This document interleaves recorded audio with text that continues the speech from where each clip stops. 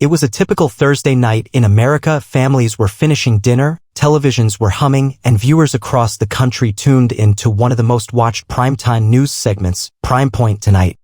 Hosted by the sharp-tongued political commentator Bradley Pierce. Known for his confrontational style and his habit of interrupting guests with his signature snide smirk, Bradley had built his career questioning authority, especially anyone connected with the Trump administration. But tonight's episode was different. Pam Bondi, the United States Attorney General under President Donald Trump, had agreed to appear live. The subject? The recently announced Trump tariff hikes targeting Chinese electronics, European steel, and Mexican produce. The move had sent tremors through Wall Street and lit up Twitter like wildfire. Pam Bondi was no stranger to the spotlight. A seasoned prosecutor, a former Florida Attorney General, and now one of the most powerful legal voices in Washington, she carried herself with a quiet, composed confidence that could cut glass. Her legal mind was razor-sharp, her delivery precise, and when she spoke, people listened. As the PrimePoint theme faded and the camera cut to the studio, viewers were greeted with split screens, Bradley in his sleek blue suit, half smiling with a rehearsed charm, and Bondi, composed in a sharp red blazer. Seated in the Department of Justice press room with the American flag glowing behind her. "Good evening, America," Bradley began, turning slightly to the left camera. "Tonight, we have a very special guest joining us, Attorney General Pam Bondi, who's here to explain why American families should be grateful for paying more on everything from iPhones to avocados." "Welcome, Ms. Bondi." "Good evening, Bradley," Bondi replied calmly. "It's General Bondi, by the way." The first shot was fired. Bondi's tone was firm but polite, a subtle correction that instantly shifted the tone. Bradley blinked, chuckled lightly, and leaned in. "Of course, General Bondi. Let's dive in." The Trump administration just slapped a sweeping round of tariffs on imports. Prices are already rising. How do you justify this economic gut punch to the American consumer? Bondi didn't flinch. "Let's start with the basics. These tariffs are strategic. They're about economic independence and long-term national security. For too long, the U.S. has depended on foreign adversaries for critical goods, components in our defense systems, telecommunications, even food. President Trump is making sure we stop paying our enemies to weaken us." Bradley interrupted, waving a report. "But this isn't a spy movie. This is real life. The average American family doesn't care about economic warfare, they care about the price of milk. Aren't you just asking Americans to suffer for a political stunt?" Bondi narrowed her eyes slightly and leaned closer to the camera. "No, Bradley. What's political is pretending short-term discomfort means long-term failure. This administration is playing chess while your panel is playing checkers. You want to talk about real life? Let's talk about the 300,000 American manufacturing jobs that have returned in the last 18 months. Let's talk about the 22% increase in domestic steel production since the first tariff round. Or how about the tech companies now moving production back to the U.S. because of strategic reshoring?" Bradley smirked. "You call that a win? I call it a smokescreen. The markets dipped. Consumer confidence fell. And foreign leaders are calling the U.S. unpredictable." "Unpredictable?" Bondi fired back. "What's unpredictable is a country that lets itself be bullied by unfair trade deals. What you call unpredictable, I call unapologetically American." The live chat on the network stream exploded with reactions. Thousands of viewers were tuning in, many switching from rival networks mid-broadcast. Twitter hashtags like #BondiClapsBack and #BradleyMeltdown began trending. Bradley cleared his throat. The segment wasn't going the way he expected. "Well," he said with a forced grin, "this debate is just getting started." Bondi smiled. "Indeed it is." The commercial break ended, but the tension had only risen. Bradley Pierce shuffled his papers on the desk, perhaps hoping to regain composure. Pam Bondi, however, looked like she'd just finished her morning coffee, cool, collected, and utterly unshaken. Bradley leaned forward, arching an eyebrow for dramatic effect. "General Bondi," he began, "you say these tariff hikes are about national security and strategic independence. But critics, economists, mind you, are calling it reckless. Nobel laureates say the president is waging economic war without a strategy. Are you saying they're wrong?" Bondi didn't blink. "Bradley, those same economists praised NAFTA, called China's WTO entry a global win, and cheered as American factories shut down. Forgive me if I don't take lessons from ivory tower theorists who never stepped foot in a steel plant in Ohio or an auto factory in Detroit. Bradley scoffed. So you're ignoring experts now?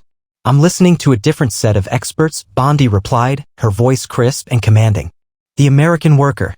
The farmer in Iowa who finally has a market not flooded by subsidized imports. The veteran running a precision tool business in Pennsylvania who just landed a defense contract because we're producing at home again. The studio lights flickered ever so slightly as the energy surged.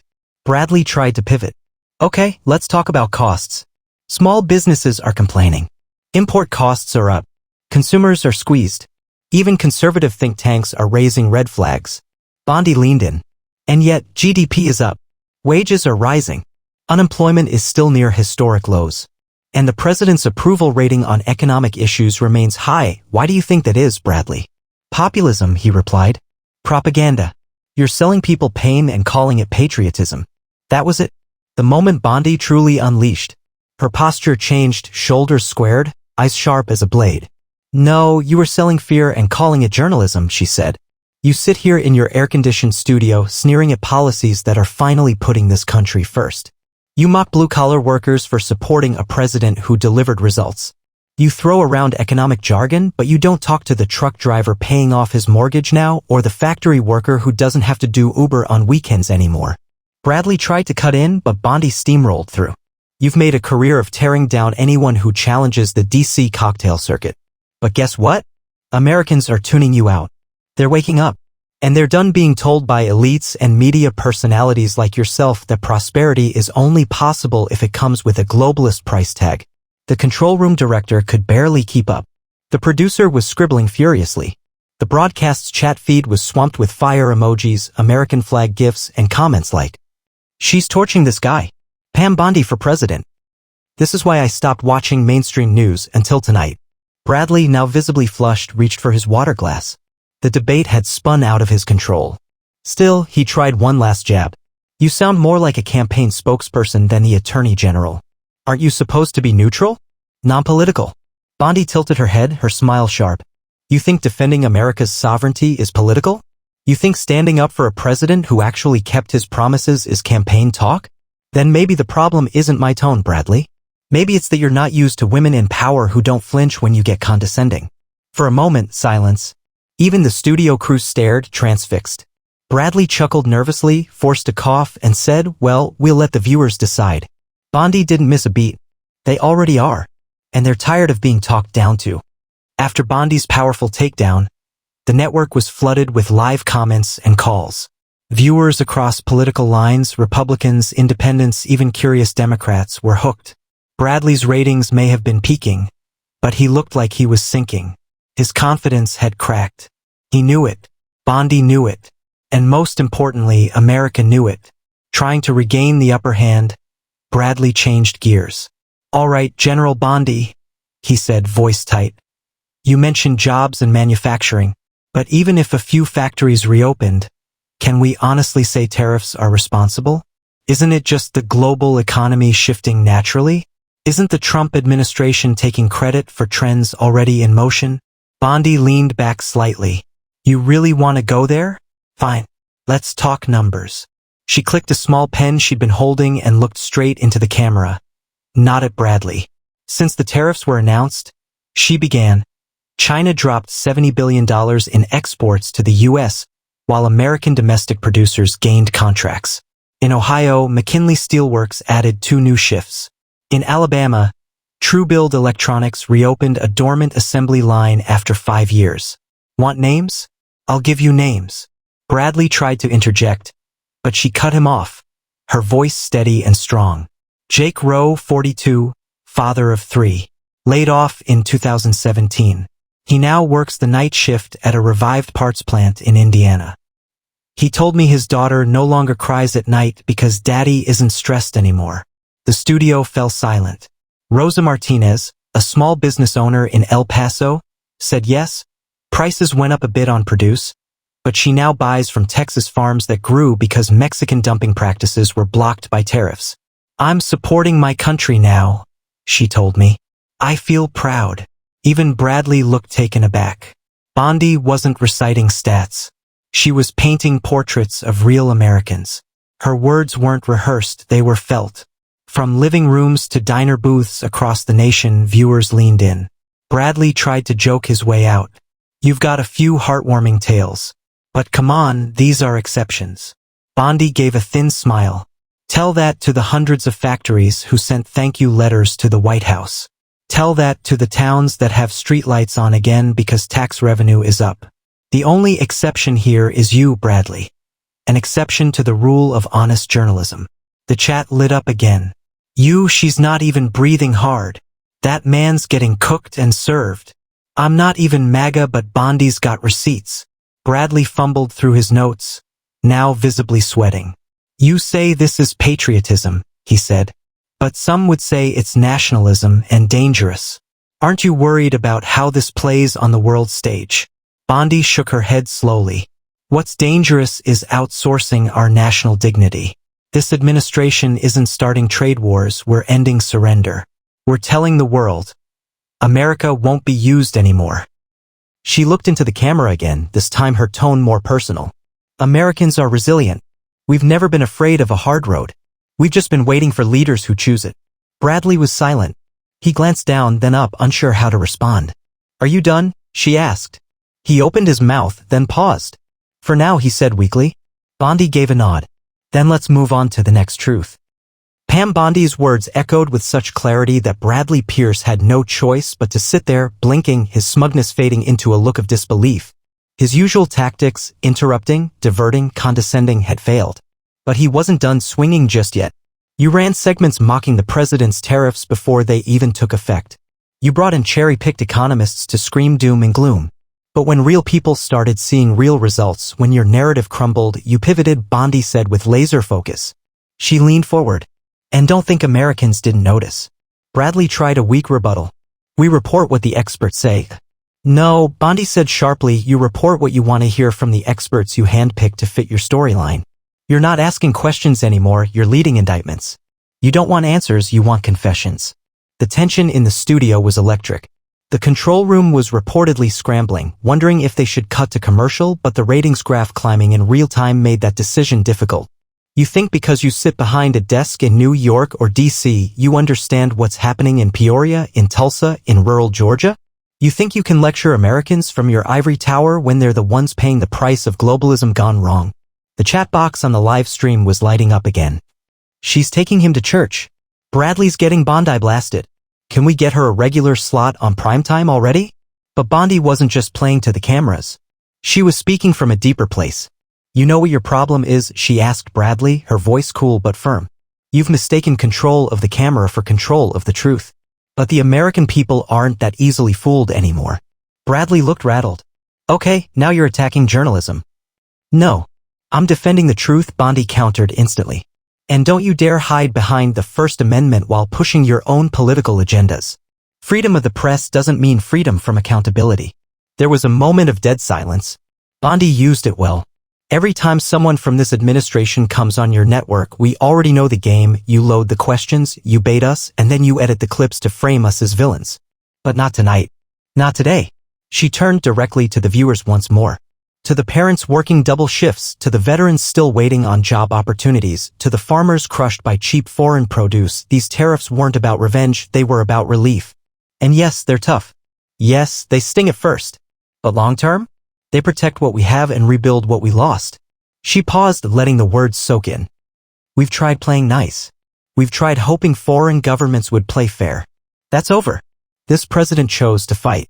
And the fact that she gestured toward Bradley, and people like you are so rattled by that tells me we're on the right path. Bradley finally managed to stammer, that's your opinion. Bondi looked him dead in the eyes. No, Bradley. That's our reality. And with that, she leaned back in her chair, composed and still. Pam Bondi's words echoed through the studio like a war drum. Bradley Pierce, once the confident host known for grilling guests and reducing politicians to sound bites, now sat hunched in his chair, his notes scattered, his face a blend of frustration and awe. When real people started seeing real results, Bondi repeated, leaning forward, you moved the goalposts. Suddenly it wasn't about jobs anymore. It was about tone. About decorum. About whether the president tweeted too harshly. Anything to avoid admitting you were wrong. Bradley opened his mouth to respond, but she held up her hand, commanding, powerful, calm. Let me finish. He obeyed. You call it nationalism when we prioritize our citizens. You call it protectionism when we protect our own industries. And when we push back, when we refuse to nod along with the elite media narrative, you say we're attacking the press.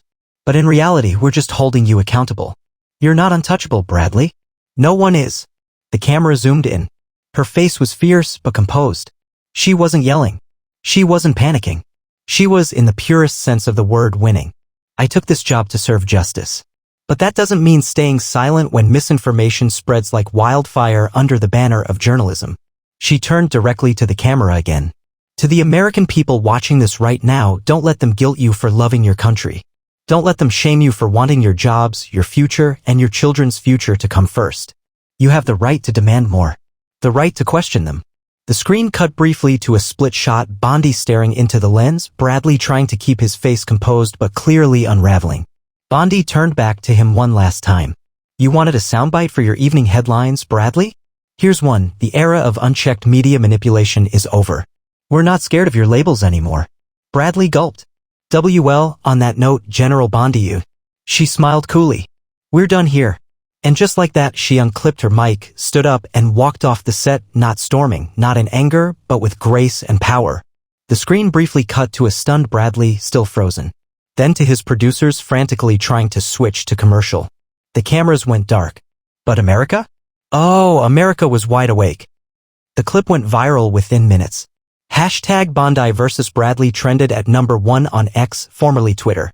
The segment amassed 12 million views in 3 hours. YouTube channels posted reaction videos. Even typically liberal commentators were forced to acknowledge she didn't just hold her ground, she buried him. Conservative pundits cheered it as the moment the tide turned. Pam Bondi didn't just defend the Trump administration, she redefined what it means to go toe-to-toe with the media, said one Fox News anchor.